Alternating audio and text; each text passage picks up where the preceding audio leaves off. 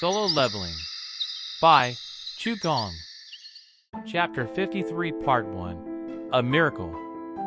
Let's go home for today. Okay. Jin-ho and Secretary Kim left Chairman Yu's hospital room. Neither of them noticed part of the shadow beneath Jin-ho's feet separating and flowing back into the room right before the door closed. Click. The lights automatically turned off. Time passed, and in the middle of the night with no visitors around, the shadow crawled out from under Chairman Yu's bed. Wish. The shadow took the form of an ant shadow soldier. Its eyes lit up when they landed on Chairman Yu. Scree. As the ant soldier smacked its lips, it was suddenly sucked back into the shadows and replaced with Jin Woo, who had activated the shadow exchange skill. Despite concealing himself with stealth beforehand, he made sure to cautiously scan his surroundings. The room was pitch black, but thanks to his maxed out perception stat, Jin Woo was able to see everything as clearly as if it was daytime. His eyes gleamed as he checked for his security camera. I don't see any. The only other humans around were the 4 bodyguards stationed outside the door. Short of Chairman Yu suddenly waking up and screaming at the sight of him, Jin Woo was in the clear. He turned off stealth. FSHHH. His invisible body materialized, gradually taking shape. Jin Woo was taking extra precautions to avoid accidentally revealing the existence of the elixir of life. Not too long ago, Chairman Yu had tried to entice Jin Woo with a blank check and an offer to grant any favor within the chairman's power. Had he done this out of the kindness of his heart? Of course not.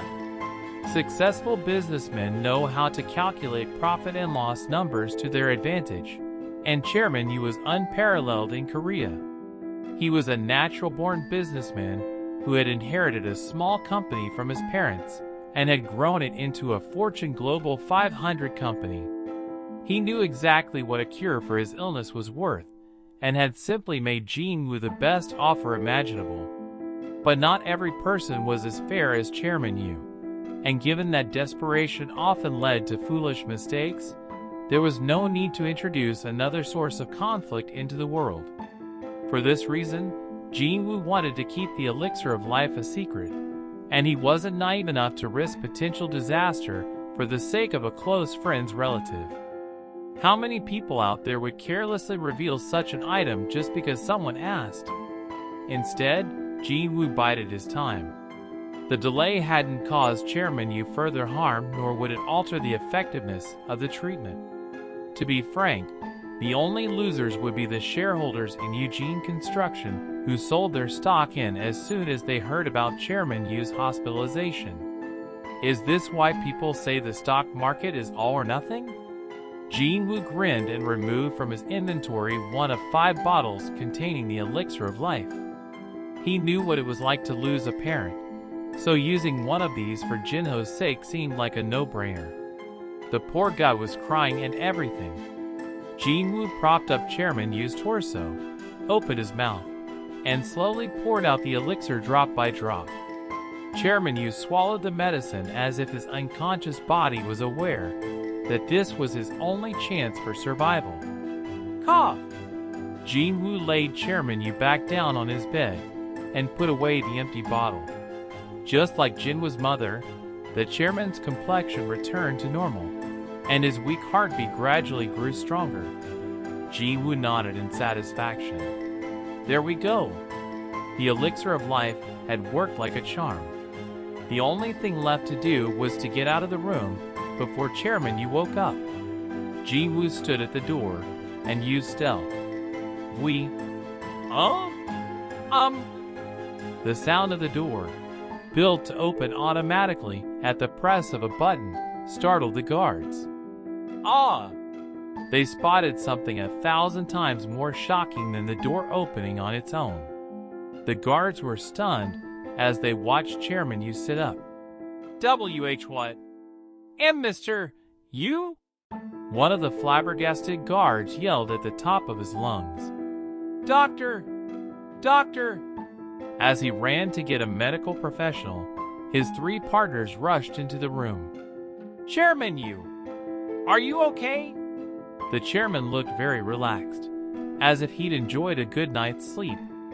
He blinked at them. "What's all this fuss? Who are you people anyway?" "We're..." "No, wait." Chairman Yu cut them off as he took in his surroundings. He recognized the VIP hospital room reserved for patients with eternal sleep that he'd prepared as soon as he received his initial diagnosis. That means, no way. "Did I pass out and wake up again?" The chairman looked in the direction of the sound just in time to see the door on the other side of the glass wall slowly shut. Ding! The elevator door slid open. Jinwoo saw a herd of doctors dashing toward Chairman Yu's room before he stepped inside the lift. Now that he thought about it, Jinho's birthday was this month. It's a little early, but happy birthday, Jinho. A cure for his father might be the best birthday gift of all. Satisfied, Jinwoo hit the button for the first floor. A man who had stepped in behind the hunter paused when he saw the button light up on its own. "Well, that's freaky." Jinwoo had stealth activated, so it looked like the man was alone in the elevator. Unnerved, the man ran out, muttering, "Oh hell no!" "I'm sorry, sir." Jinwoo apologized mentally as he jabbed the button to close the doors. When the elevator began to move, he decided to check one of his skills. Skill info. Skill: Shadow Exchange, LV.2. Job exclusive skill. No mana required. The caster may switch locations with a designated shadow soldier. Once used, you may activate it again only after a 3-hour cooldown period. Wait times can vary depending on skill level. You may use the skill after 1 hour 54 minutes and 11 seconds. 1 hour and 54 minutes. The 11 seconds aside, he had 2 hours to kill before he could use Shadow Exchange again. He still had a couple of giants from which he wanted to extract shadows, so he needed to return to Japan. Since he'd left a shadow overseas, he would be able to do that as soon as the cooldown period was over. The problem was figuring out what to do in the meantime. I can't go home. How would his mother feel if Jinwoo came back from a week in Japan only to return 2 hours later? He could practically picture her expression. Ding! The elevator doors opened on the first floor. Jinwoo debated what to do once he left Seoul Ilshin Hospital. An idea struck him. Should I look for a dungeon that hasn't been claimed? Jinwoo deactivated stealth and expanded his perception. He sensed 4 or 5 gates in the vicinity. He looked up their information on the association's smartphone app. To his delight, 2 of the gates hadn't been reported yet. "Miss you, we're here." "Thank you." Jin-hee, the eldest daughter of Chairman Yu, had returned to the hospital after escorting her distraught mother home. When she first found out about her father's illness, it had felt like her whole world was crumbling, but she believed her father's reassurances. "I'm searching high and low for a cure and think I have a good lead, so don't worry." Had anyone else claimed they could find a treatment for their terminal disease, she wouldn't have believed it for a second. But this was Chairman Myung-han Yu, the colossus of Korea's financial sector, so Jin-hee had held on to hope despite the dire situation. And yet, she wiped her tears as she recalled how her father had attempted to hide his grief when she moved overseas. If she'd known things would turn out this way, she would have given up studying abroad to spend more time with him. Suddenly, someone rather familiar passed by her. Hey, isn't that? She'd definitely seen him somewhere, but before she could remember where, he pulled down on his hood and quickened his pace as if he could feel her stare. She curiously watched him walk away before hastily moving on. Whoever he was, the man's identity was unimportant. As she anxiously waited for the elevator doors to open, her cell phone rang. Ringing. This late at night in the empty hospital lobby, the chime sounded louder than usual. He didn't recognize the number. She normally wouldn't pick up such calls, but who could it be? Considering how crazy the last 24 hours had been, she felt she should. She put the phone to her ear. Hello? Hello, this is Seoul Ilshin Hospital. We're contacting you because we couldn't reach your mother. They'd given her mother a sedative to put her to sleep, so that tracked. But what was going on? The unexpected call from her father's primary doctor frightened Jeannie. She cautiously asked, "Did something happen?" "The thing is, Chairman Yu." As she listened, her eyes widened to the size of dinner plates. It had to be a lie. Did the doctor really think she'd buy this? She fought back tears as she asked, "Hey, are you sure? If I hadn't seen it with my own two eyes, I wouldn't have believed it either. It's extremely rare for patients in the final rest stage to wake up. In any case, please get here as soon as you can. We're not sure when Chairman Yu will fall back asleep. Please hold on. I'm already at the hospital." Ding! The elevator doors opened right on time, and Jeannie practically threw herself through them. She'd never thought in a million years. Is this for real? The short elevator ride felt like an eternity. Ding! She made a beeline straight for her father's room, and was met by the sight of the old man turning to see who it was. Without a doubt, it was him from head to toe. "Dad!" Surrounded by doctors, Myung-hun took in the sight of his daughter. "Jeannie! Dad!" She jumped into her father's arms. As he consoled her, it hit Myung-hun once again that he had come back from the dead. "I'm alive." But was this truly some kind of coincidence? Amid the doctors discussing this miracle and his sobbing daughter, Myung-hun focused on his heartbeat. How could this be? Ba-dump, be-a-dump, be-a-dump. He was well over 50, yet his heartbeat was steady and strong like a man in his 20s. Sure enough, Myung-han's primary doctor was bewildered by his charts. "How does any of this make sense?" Myung-hun carefully asked. "Is it bad?" "Oh, that's not it." "Not at all," said the doctor reassuringly before posing a question in turn.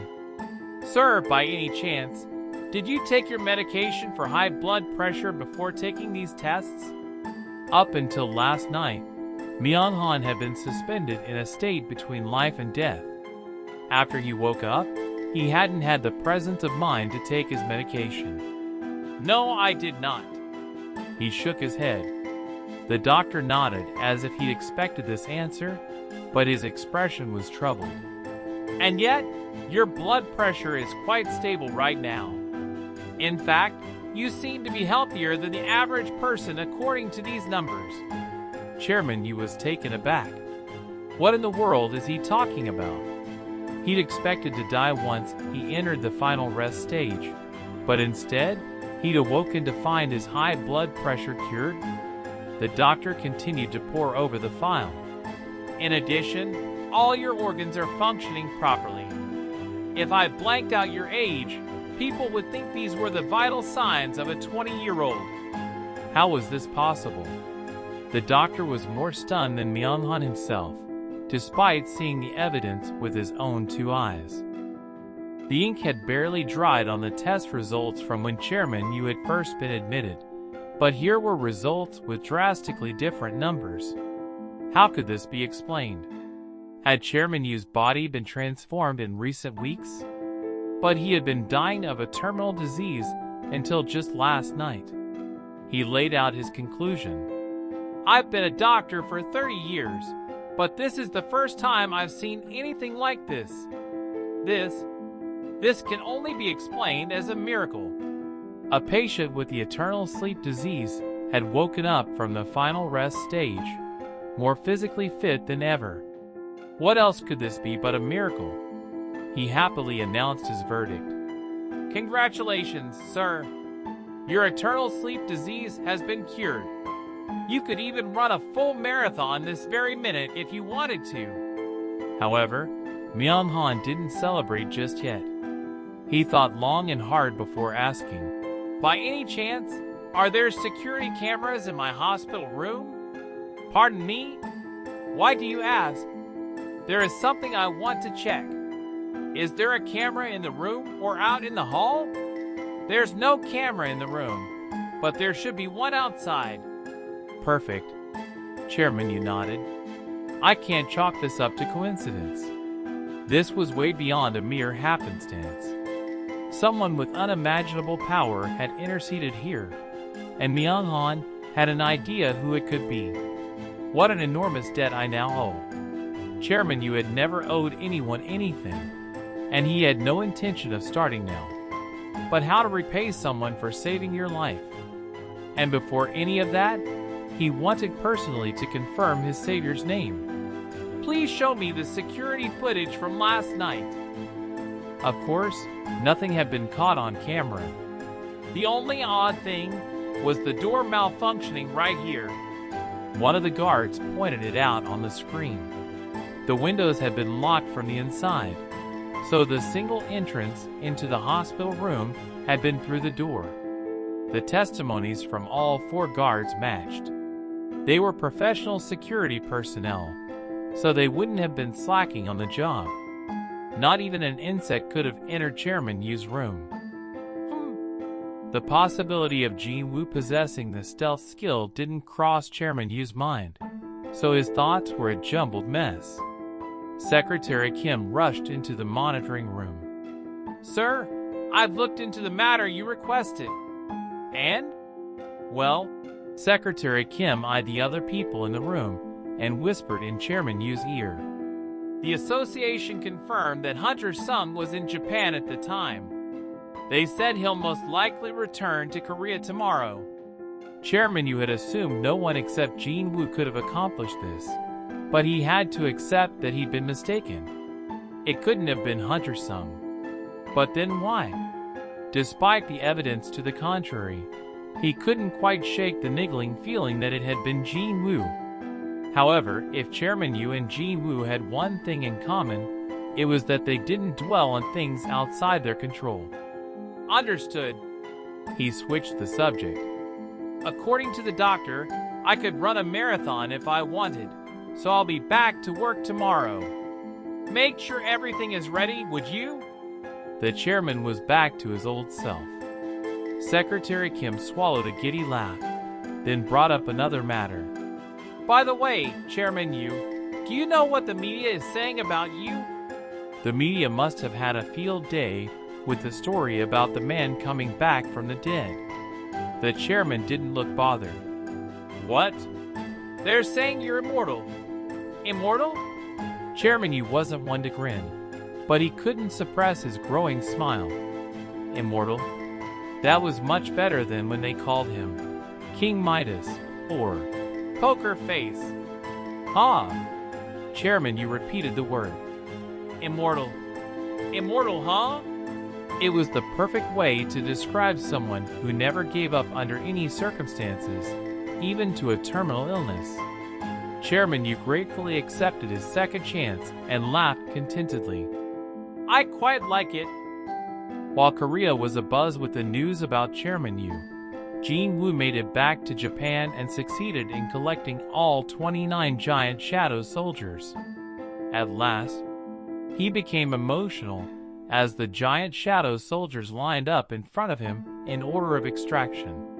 Tracking down the dead bodies of the giants and collecting their shadows made him feel like he was on a video game quest, but the reward at the end of it was so much more satisfying in real life. He felt invincible with 29 dignified giant shadow soldiers on his team. Too bad one is missing though. A total of 30 giant-type magic beasts had escaped from the gate, not including the one that had remained to guard it, but one had escaped into the ocean. Still, he felt quite proud of collecting the other 29. With the giants all gathered there, The destroyed city around them felt almost crowded now. But he hadn't summoned the giant shadow soldiers as decoration. He posed a question to them. "Who is the strongest among you?" He needed a captain to lead the giants just as Baru, Igris, and Fong commanded their own troops. When the giant soldiers warily gazed at one another, and no one came forward, Baru impatiently yelled at them. "Scraw!" The giants shuddered as the powerful roar ripped through the air. Baru had killed several of them, and was undeniably stronger than any of the giants, so they feared him. "Scraw!" Following Baru's scolding, one of the giants slowly raised his hand. Baru turned to Jinwoo and bowed, receiving a thumbs up for his work. "Thanks!" And then something happened that neither Jinwoo nor Baru was expecting. A second giant shot his hand up after seeing his colleague do the same. Its expression made it clear that it firmly believed itself better than the other candidate. "Oh!" Jinwoo realized the hesitation had been because the giants themselves had no idea who was strongest. This surprising turn of events made Jinwoo laugh as he called both giants forward. Number 22 and number 6, front and center. Number 6 had especially huge fists, and number 22 looked strong overall. Jinwoo inspected them closely. Even with his excellent perception, it was hard to tell which was stronger. There was only one way to find out. Jinwoo smiled brightly. "You two ready?" The two giants faced each other, determined and unyielding. "Begin!" Wham! Pow! Bash! The giants exchanged blows for a while, until number 6 finally managed to send number 22 sprawling and squeaked out a close victory. "Great! From now on, number 6 is the captain of the giants." Number 6 raised its fists in victory, and the other shadow soldiers cheered. Now that that's settled, Jinwoo had accomplished everything he'd set out to do in Japan. He brought up his stats. Stat window. A combination of words and numbers materialized in front of him. Ping. Name, Jinwoo Sung. Level, 122. Job, Shadow Monarch. Title, Demon Hunter, and 2 others. HP, 65,230. MP, 115,160. Fatigue, 0. Stats. Strength, 292. Stamina, 281. Agility, 305. Intelligence, 310. Perception, 277. Available ability points, 0. Physical damage reduced by 65%. Skills. Passive skill, unknown, LV, max, willpower LV .1, dagger master LV, max. Active skill, flash LV, max, murderous intent LV .2, mutilation LV, max, dagger barrage LV, max, stealth LV .2, ruler's authority LV, max. Job exclusive skills. Active skill, shadow extraction LV .2, shadow storage LV .2, monarch's domain LV .2, shadow exchange LV .2. Item equipped. Crimson Knight's helmet, S. Demon Monarch's earrings, S. Demon Monarch's necklace, S. Demon Monarch's ring, S. Seeker's shirt, A. Seeker's gloves, A. Seeker's pants, A. Seeker's shoes, A. He took in his progress since coming to Japan, starting with the insane increase in his stats. Everything was pushing 300, and the intelligence stat, which he had invested in the most, had surpassed 300 a while back. This was a result of the rewards from the daily quests, which he had never missed, his increase in levels from hunting giants, and the super expensive defensive gear he had purchased from the system shop. Seeker's defense gear set. Until recently, Jin Woo hadn't paid much attention to the items in the system shop. However, since he had no idea how strong these monarchs and rulers were, he needed to find a way to protect himself. If the King of Giants was that strong when weakened, the others could be extremely overpowered.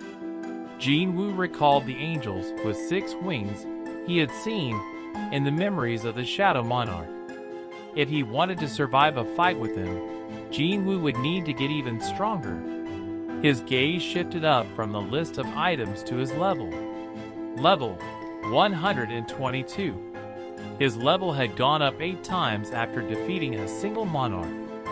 Jin Woo couldn't even imagine how many levels he would go up once he fought the rest of them. Ba-dump. His heart pounded with trepidation, but also excitement. I'll level up. The power Jin Woo gained from leveling up was the weapon with which he protected everything he held dear. His heart leaped again. Ba-dump, be-a-dump, be-a-dump. The pounding of his 2 hearts hurt his ears, but he didn't mind the pain. Alright then. Jin Woo sensed someone's approach and recalled his shadow soldiers. Takakakakakaka. A helicopter belonging to the Hunters Association of Japan was landing in the near distance, and Jin Woo happily climbed aboard. For now, it was time to go home. The Japanese government provided Jin Woo a suite in a 5-star hotel. He had originally planned to decline their hospitality because he could use shadow exchange instead of waiting for a plane. However, he relented after an earnest plea from them. Please stay. You'd be helping us avoid being scorned for not treating the savior of our country accordingly. This was his first time setting foot inside a hotel that cost $4 million a night. His initial impression of his suite was amazement at having the huge room all to himself.